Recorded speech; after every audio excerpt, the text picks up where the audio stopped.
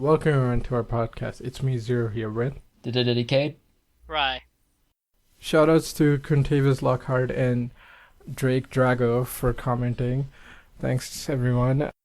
And for the listeners out there, go ahead and comment, ask questions. We will try to get back to you as soon as we can.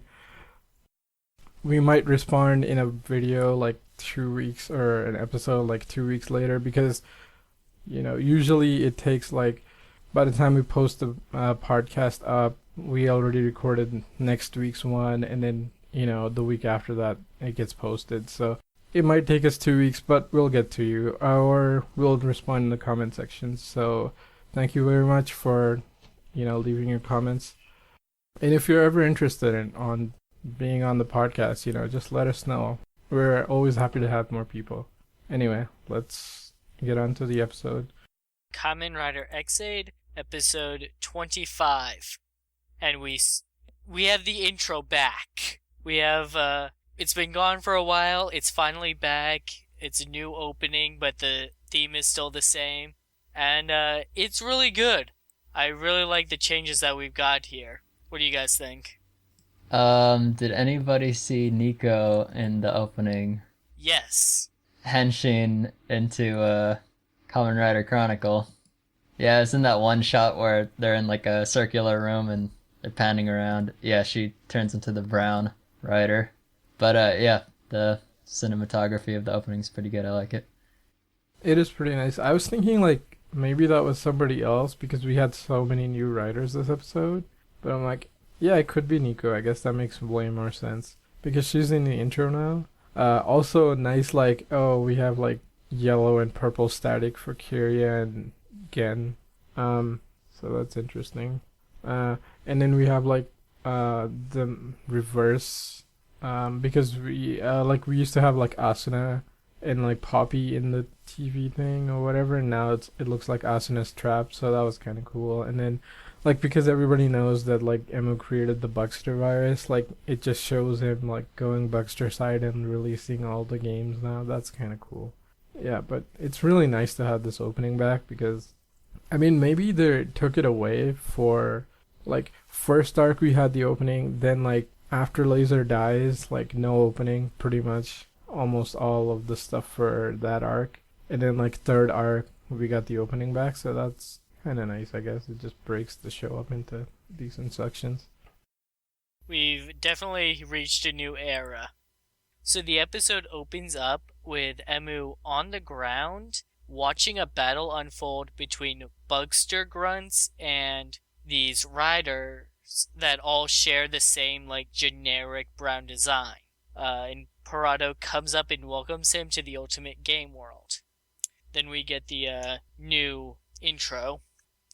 And the next jump is to CR. Kind of ignoring that intro there. So it was kind of telling me that might have been like either a dream or a foreshadowing of something to happen later on. And what did you guys think when you saw that? I mean, yeah, I wasn't really surprised. It's not the first time they've done something like this. They like jumping ahead and giving a little preview. So yeah, I wasn't too surprised. But in terms of the brown generic rider design, I think it looks pretty nice. I like that their heads look like whoppers or malt balls. It's a nice brown color they used. Yeah, the intro was interesting. Very nice to see them use immediate rest. Interesting. The thing is, it kind of caught me off guard because I'm like, holy shit, they actually released the damn game, because like last episode they completed it. I'm like, all right, standard writer things, like they have the thing, they're probably gonna drag it out for a couple episodes. Like boom, it released it with that intro. I'm like, holy shit, this fucking turned into Kuga where it just cuts and like it's 2 weeks later and everything's gone to shit, or like the end of Black or something. But no, it was later in the episode, so yeah, it wasn't as crazy of a jump, but like that kind of got me. I'm like, I wasn't expecting it to get this serious so soon. As for the designs, like, yeah, they're decent. I mean, the X8 suits are basically the same suits, with just they have health bars, they're colored different, and they have different headpieces, but so they're easy to mod. Like, I don't hate it or anything. I mean, maybe their head's a little plain, but I guess that's sort of the point. But otherwise, yeah, they're decent suits. So at CR, Emu is wondering where Poppy is, and then the phones all start going off with emergency calls. Like, a lot of them. Emu arrives at a construction site to look at a patient who is showing different symptoms from normal. The guy then gets up and pulls out a Kamen Rider Chronicle Gashat and henshins into one of the generic riders. And he takes off. Emu chases him to a scene where there's a bunch of generic riders fighting Bugster grunts trying to get to the Bugster Salty to defeat him. Elsewhere, Hero is witnessing a similar situation, but with the Bugster Aranbura. They henshin into Ex-Aid and Brave. Ex-Aid tries to stop the normal people from fighting, but he literally gets tossed aside. Like, one of them just grabs him by the shoulder and throws him out of the fray. Any thoughts? Yeah, that was one of two pretty funny suit acting moments in this episode.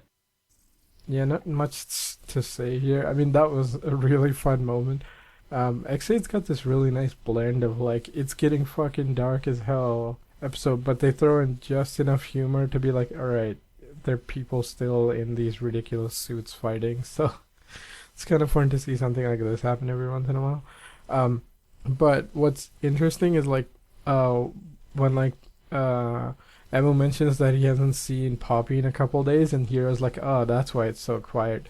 But he's still using like her fork and knife set that she gave.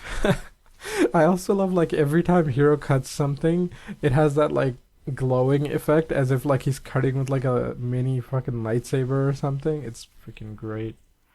So, a new person shows up to the site and, he's like fiddling with his gashat. He henshins for the first time, wondering how it works. Poppy then shows up to explain the rules. They're simple. Normal people transform into rider players and fight against bugsters in the real world. Taiga on his computer is noticing that Genom Corp stocks are skyrocketing, and Nico shows him a video of Poppy advertising Kamen Rider Chronicle as their newest game. Poppy explains that there are 13 bugsters, and if you defeat them and collect proof, the door to the final boss will open. If you're too weak to defeat a bugster, there are rare characters called Kamen Riders with stronger weapons for defeating the bugsters. So after the rider players fail to defeat Salty, they turn their attention to Ex-Aid, realizing he must be a Kamen Rider, and attack him, attempting to take his gashats. Brave is experiencing a similar situation, and escapes by using his sword's flame side to create a wall of fire. Ex-Aid henshins with Mighty Maximum X to knock out the rider players attacking him, causing all but one of them to give up fighting him. But Ex-Aid undoes his henshin, telling the one guy that it's over. So the guy undoes his henshin, and it's the guy Emu originally came to help. He's still showing symptoms of Gain Syndrome, so Emu takes him back to CR. So one thing that kind of threw me off initially was Dan said that this was a survival game, yet anyone can kind of just pick it up or not pick it up. I was kind of thinking that they'd be like forced to play the game somehow, so it kind of threw me off at first, but later it kind of makes sense, and I'll explain it later. Oh yeah, and it's interesting that the reason that Emu and Hiro were called to the people was because they had Bugster virus, but they're also players of the game. So is everyone who plays the game infected? I guess we'll find out. Yeah, that's one of those weird things. Like, who the hell made the call? I mean, I guess people seeing the Bugsters made the call, and then, like, the people who picked up the Gashats are like, holy shit, Bugsters, let's go fight them. And it's like, what happened, Japan? Was Pokemon Go not extreme enough for you? So, yeah, it's weird. Like, they don't explain, like, if everybody who henshins gets infected, and even if they do, it's like, I think originally Dan would have just infected everyone, because he would have just released it as like the virus swarm, right? Like almost like Graphite did. And I think Peridot decided to do it differently because, like, look at you dumbass humans, you did this to yourself, sort of thing. So he's just marketing it as a game. But there's a couple problems. I mean, like, there are potential problems because they can solve it because this is like the first episode this Gashat's shown up. So they have multiple people. Like, I mean, this is stuff that happens a little later, but like, one, the health ministry could just like say, hey, don't attack the writers. Like, they work for us. Genom Corp is lying to you. And people like, well, Genom Corp's stock is super low as it was. So, like, they'll probably believe them. The other thing is, like, even if it wasn't, like, they could just say, oh, Genom Corp's under investigation and, like, stop their production because they're auditing their office or something. Right? And even if they didn't, like, we could tell what the fuck is going on because Sakura should still be there. I mean, this is stuff that happens a little later when, like, Taiga and Hiro show up at their office, but I'm like, yeah, going to confront the CEO was a good plan, but like, you had better options, man. As for the players, like, that is one fucking genius move. It's like you took your enemy and you made them a public enemies because they're like, yeah, all right, they're just basically super cosplayers and they're just walking around with like items because they're not just VR things because like MOD henshins and they're like whatever, like they don't care. They attack him the next time anyway. So I guess they could just pretend that they're working for Genom Corp, but like that's a pretty brilliant spin of like making the riders the enemies by because just saying steal their shit. It's just rare items, man. That's like one of the most brilliant moves I've seen in a while. So first off, you guys have been wondering who's making these calls. Earlier in the series, when the Bugster virus became public knowledge, the Ministry of Health did like a press conference explaining what it was and what number to call if you happen to see someone with the symptoms. So yeah, it's just normal people that are calling these in. Second, do all these players now have the Bugster virus? The implication is yes, because you need at least a sample of it to henshin with the Gashats, and when Nico attempted to henshin with Bang Bang shooting, she infected herself. Yeah. Well, no. What happened there was she didn't infect herself. That's what we thought. What happened was she activated. She was infected before it just reactivated her virus. Yeah, it's fucking dumb. But the thing is, like, we thought Taiga's Gashat or driver infected her, but it wasn't.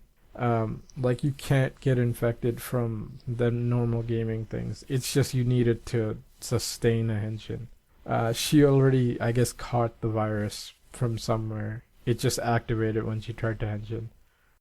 And also, I agree with you. It was a genius move, just turning the Kamen Riders into public enemies. Just being like, hey, those are rare players with rare items. Better snag them while they're here. Yeah, that was great. The way that they get infected, see, what I was thinking was like, it doesn't, like, they get infected by the Bugster virus and they're gonna die anyway, or make more Bugsters, or whatever.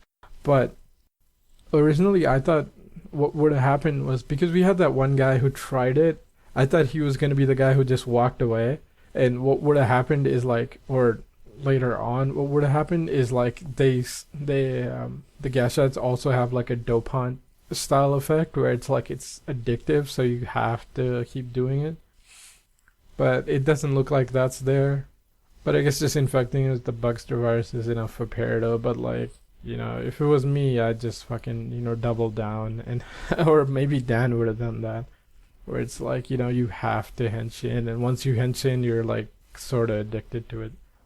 We don't know that doesn't happen. Yeah, fair enough. But that's one of the weird things is like, I don't know how long Chronicle's gonna stick around. It's in the intro, so it'd probably be for a while, because like, if it sticks around for a while, it's got so many different possibilities, because especially with like that guy who henshin for the first time, I thought he was gonna stick around. He was gonna be like, a good trainee writer that we teach and stuff, like the main writers teach. I'm like, yeah, we haven't done that in a while. That would have been cool. But that didn't happen. It's just, I don't know, man. Like, he seemed like an interesting character, but it also seems like next episode we're getting ready to like either take out Peridot or something. So like it might not stick around, but they changed the intro for it, so it'll probably be around. Dan and Peridot were circle jerking Kamen Rider Chronicle for like a dozen episodes. It better last an arc's worth. The problem is like it's got so much potential for cool shit, but the other part is like it's gonna kill so many people the longer you keep it around. Because like so many people bought the fucking game, right? Like unless you deactivate the thing, which isn't possible because like they're not centrally controlled most likely, because you know they can just henshin. So like we got what like 6 people dead this episode, and like how many people bought this fucking thing? It's insane. Continuing on with the episode, Taiga and Nico go and confront Amagasaki, the new CEO of Genom Corp, about Kamen Rider Chronicle, but he refuses to tell them anything. Hiro shows up and asks why Poppy is involved and what he did to her, but all he says is that he offered her the chance to be the game's mascot. And he's a total creeper about it the entire time. I mean, he's just doing his whole he's being a weirdo, but it's also sort of just like in this episode as it goes on, you see like more and more of his like, yeah, it's like the. I think he said dating sim. Yeah. Oh, that makes sense for something that I'm gonna bring up later. Yeah.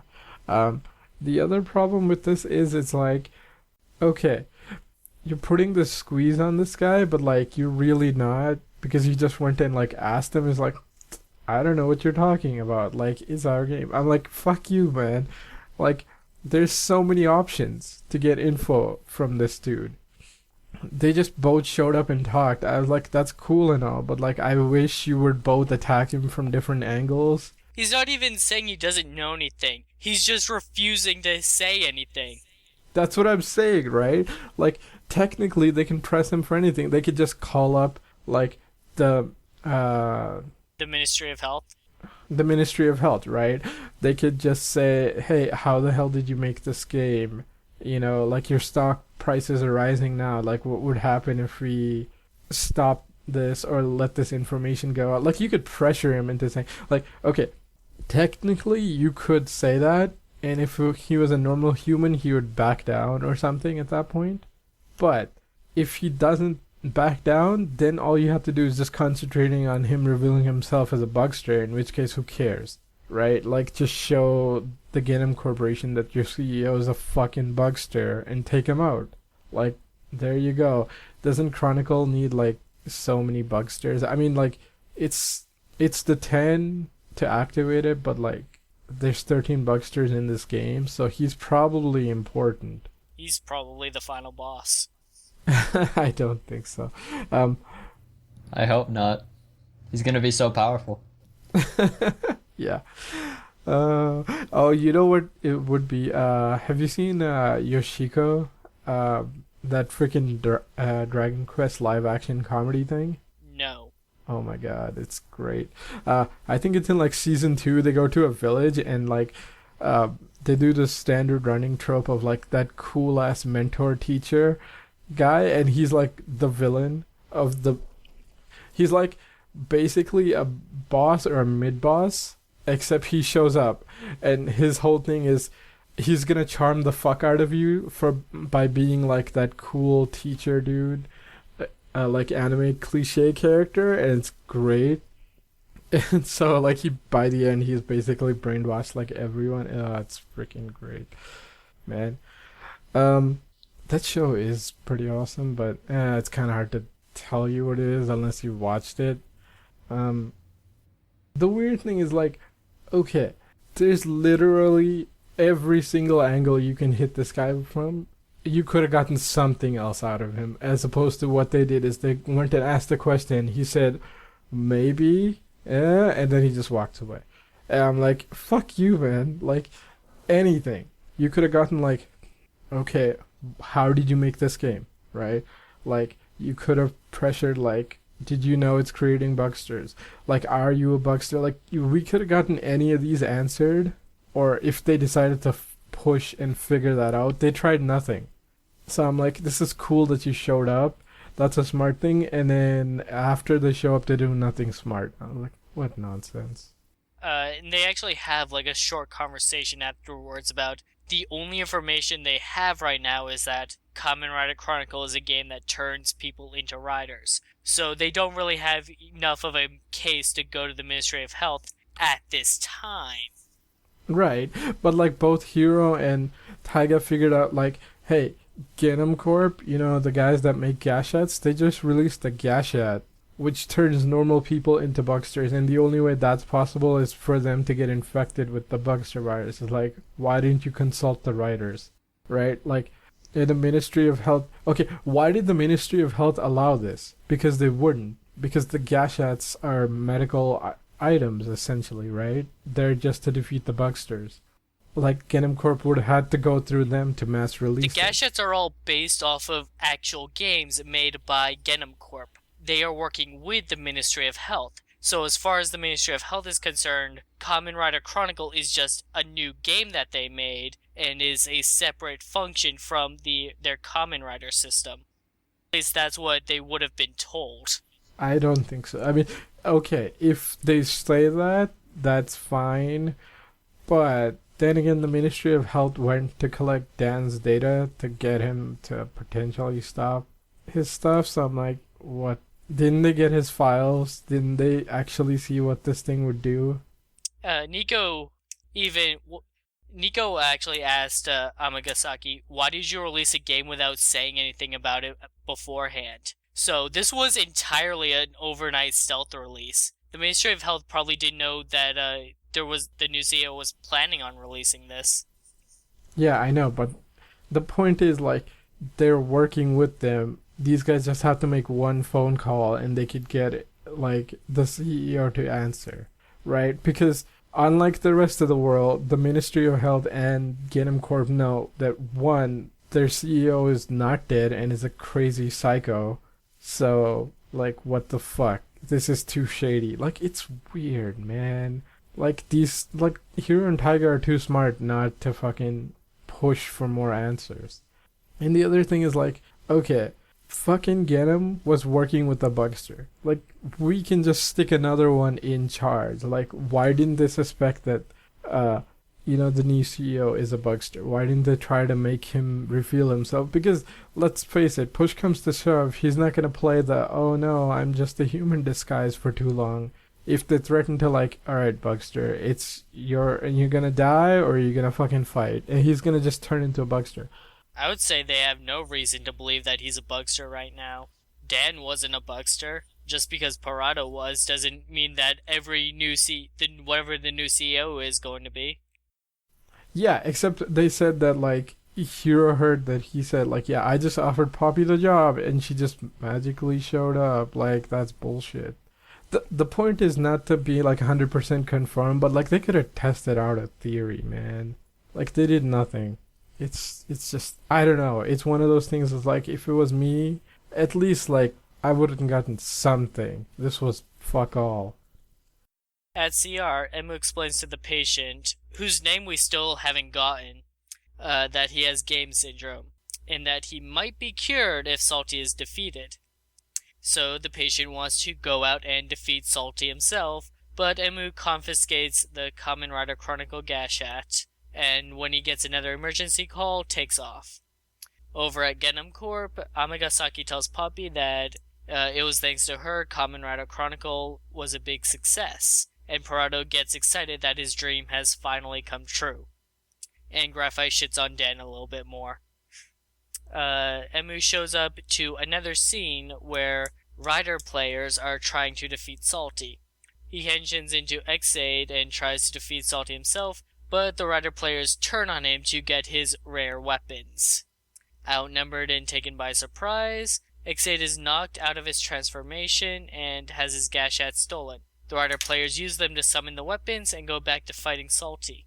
And then we get the intro scene again of Emu watching the Rider players fight bugsters. And then Parado shows up and welcomes him to the ultimate game world and henshins into Paradox to join in. The only thing that I have is that I'm looking forward to Nico getting to use some gashettes as Kamen Rider Chronicle or whatever. Yeah, I'm actually looking forward to seeing that. There will be repercussions for her, but hey, she's a genius gamer herself. Yeah, I want to see that happen. At least she'll henshin. Like, okay, worst comes to worst, if this thing sticks around, like, she's got Taiga, he'll probably save her or something. So, I'm okay with her henshining. It'll be cool. Yeah, I want to see her freaking, like, another genius gamer. I want to see how they play this, like, with the items and everything. Because she's much weaker than them, so it'd be nice to see her actually use it and stuff. As for, like, this fight and stuff, like, man, those guys, I'm like, alright, one, like, Emu's probably taking it easy on them because, like, they're humans, so he doesn't want to hurt them, and two is, like, they may be level 1, probably level 2, so, like, yeah, it's just he's outnumbered that he gets his ass kicked. What's cool about their design is, like, I really like their sword gun. It's super slim and sleek. It's basically like Wizard's gun, except, like, I think even skinnier, and it doesn't have the stupid hand on it. So I'm cool with that. Right. A little thing from before, like, okay, the way, like, Poppy keeps, like, porting in and out, like, Mr. New CEO guy. Okay, I think his powers isn't to, like, I mean, he says mind control. I think more like what he did is, like, he just reset her to be more Bugster like, because I think she's more like her game character now. Because, like, all the lower level Bugsters sort of act like their game characters, right? So I think he just reset her to be, like, more the game character version of her instead of, like, the one that's been active for 5 years and become more human like. That could have happened. Other than that, like, when they take his, like, items and stuff, I was like, oh, I got this sword, I got that hammer, I mean, that sword. And, like, I think the guy who, like, shows up and is like, what, there's no tutorial, and then, like, Poppy shows up and stuff to help him out. That guy, I think he gets, like, Mighty Brothers, and it does nothing. No, Mighty Brothers gave the Key Slasher. Oh, really? Yeah, I think so what the hell did he... He might have picked up the other copy of Kamen Rider Chronicle that Emu confiscated from the other guy. No. Here's what happened. So basically, during that fight, one of the guys steals the Geshikon Breaker, and that other guy picks up Mighty Action X. And when he clicks the gashette, weapon already exists. Yeah, it only summons the gashette. It doesn't mean that it teleports to you or anything. So he didn't get anything from it. Oh, okay. See, I thought he tried using, like, Mighty Brothers and it did nothing because, like, it's like Emu's personal, like, gashette. Like, it wouldn't work for anybody else because I was thinking it's sort of like how in Wizard he makes the Infinity Ring and it's like his personal. I mean, like, other people can use Infinity, but, like, Wizard made it. So, like, I guess they can't really use it. It's just like, or maybe they can, but it's a form change, so nobody else ever uses it. But they realize it's super strong, and, like, since Wizard made it, like, I was thinking Mighty Brothers is sort of like that, where it's like only Emu could use it. But who knows? I mean, he even gets his driver taken away. I'm like, fuck it, hell, man, you got 2 of them taken away. That would have sucked. But he gets it back later. Oh, one more thing. So when Parado shows up and uses Perfect Puzzle, it makes Salty and the Bugster grunts disappear. So I guess it automatically puts the Kamen Rider Chronicle players onto, like, a higher level. It's kind of strange. I think Parado did that by design to get their attention on him. And unlike Ex-Aid and Brave, Paradox doesn't hold back. So after knocking the Rider players around a bit, he collects some power-ups to perform a finisher on them. Hold no bars. giving them all a game over. Poppy appears and explains that players that receive a game over will vanish. There is no continue. The Rider players disappear, leaving behind Ex-Aid's Gashats. So now we know what happened to Kiria. This is because he just vanished the same way that they do here. He got a game over. A feature that is programmed into their Gashats. Parado explains that Kamen Rider Chronicle isn't a game where humans defeat bugsters. It's a game where bugsters defeat humans and destroy humanity. After Parado leaves, Emu starts screaming in frustration.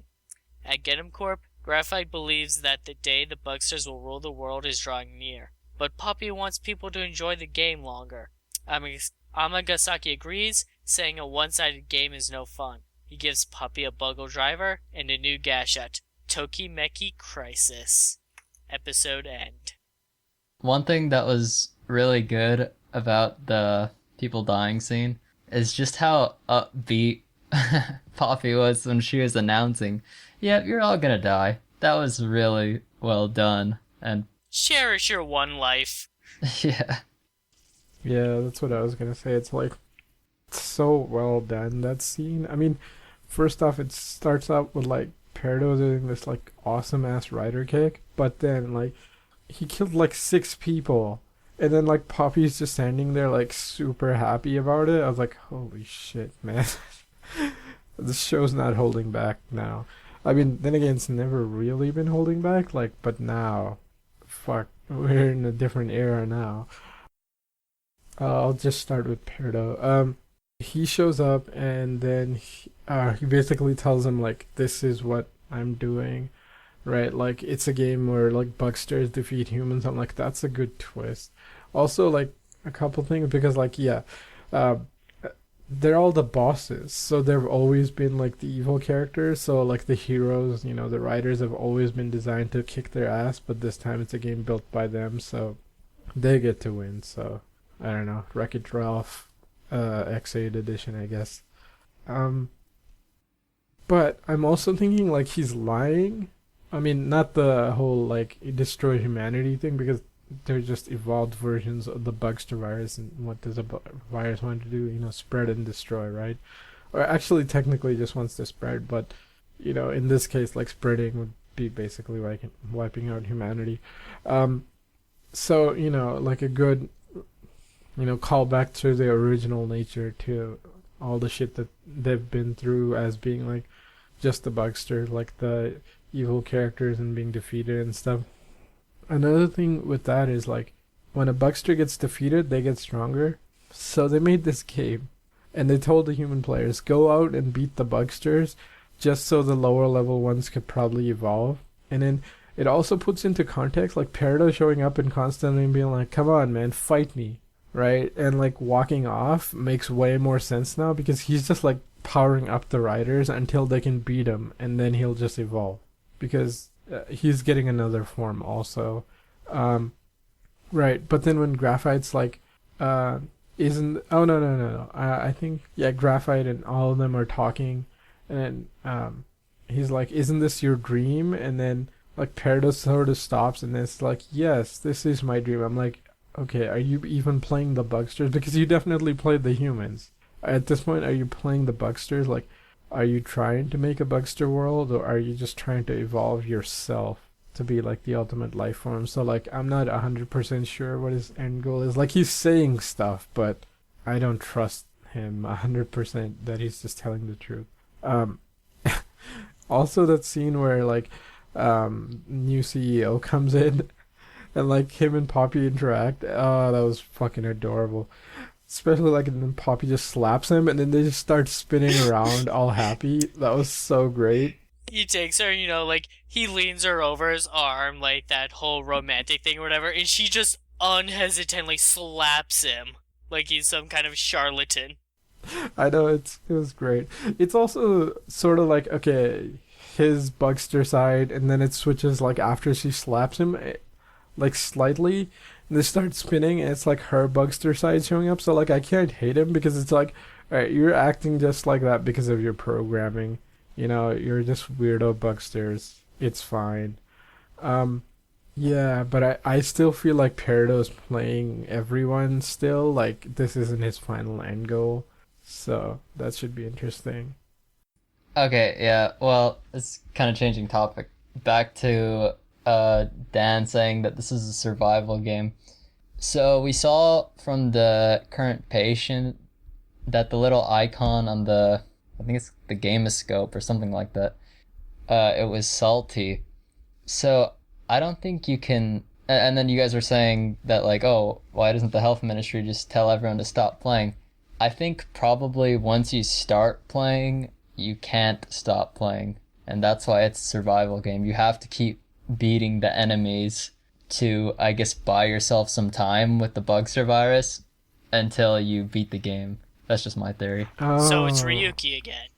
No, I was gonna say it's more like, yeah, yeah, yeah. I guess Riki makes sense too. I was gonna say it's more, so it is sort of the dopant thing of like once you use it, your body sort of gets used to it or like addicted to it, or that's what they're supposed to do. It doesn't come off in the show as much because they're basically fucking like, it's a metaphor for drugs, right? That's what the dopant. Fucking Gaia memories. There you go. God damn, so many Oh. names for the same shit. Yeah, the dope So like, hit. yeah, yeah, yeah. I keep saying dopamine, but I'm like, no, that's the monster form. Like, yeah, the enemy Gaia memories. That's what I'm talking about. Um, right? Like, they're basically supposed to be like drugs. Um, it okay if it does turn out that they're addictive, that would be kind of interesting because like we see the first signs of it with the first person that Emu meets, but holy shit, that withdrawal is fast because this game came out today and is already in withdrawal. Damn, that is going to get people like, if it turns out that's actually happening, that'd be cool. Be deadly as fuck, but it'd be cool. Um, but if it's not, eh. I mean, it's a really cool theory. I hope that's how it goes. Ex-Aid could end up having the highest mortality rate since Kabuto. Uh, Actually, maybe. I mean, wait. it's been a. Did a lot of people It's die been a. in Gaim? I don't remember. I don't think so. No, because like the town basically explodes by the end, and like basically nobody gets any damage. Right? Like at least in Kabuto, like people are dying when like shit like that happen. On screen, Um, too. yeah, I know, right? Which is weird because they're like the super fast riders, and they couldn't save everyone, so that was interesting. It was also an anniversary series, so they're probably doing a lot of callbacks and stuff. Uh, I know Kiva had on-screen deaths, but Kabuto had yeah, it more. did. Kabuto definitely had more. Yeah, I think like uh, Kuga definitely has the most. Oh, hell yeah, they were competing in the hundreds. Yeah, I know, right? Uh, and then like I think Kabuto probably has a lot. Like Kiva has a lot too. I mean, yeah, you wouldn't think so, but like people die in Kiva a lot. Uh, Especially in the beginning. I mean, later on they get better, so like less people die, but that kind of makes sense. Okay, technically decade because like entire worlds are getting fucked over, but that doesn't count. That's like set dressing. That gets reset.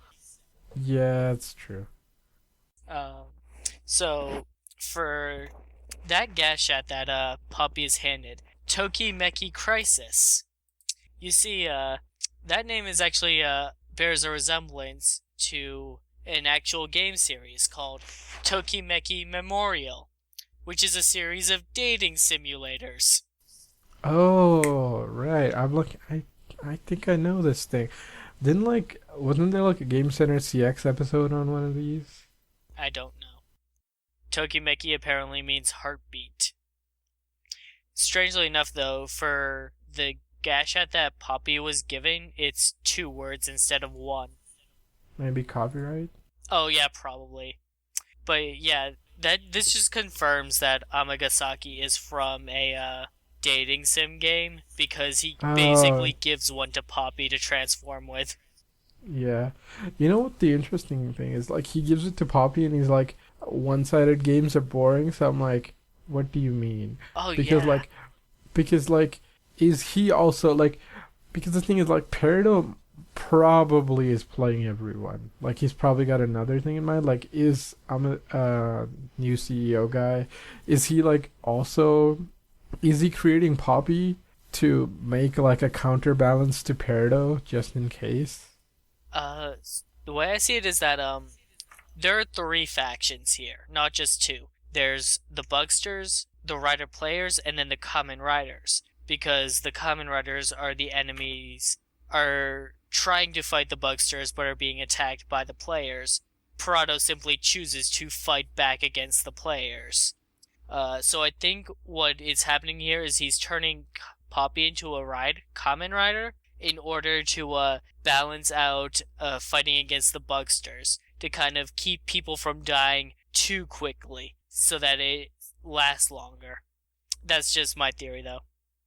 Yeah, that could happen. To keep the game like it could be just as he says, just to keep the game going. But I'm like, there's so many people. Like, what's the point? I think it's more like Peridot is just saying he's doing this for the Bucksters, and like in reality, he's just doing it to achieve like his ultimate form, and then he's gonna do whatever the fuck he wants.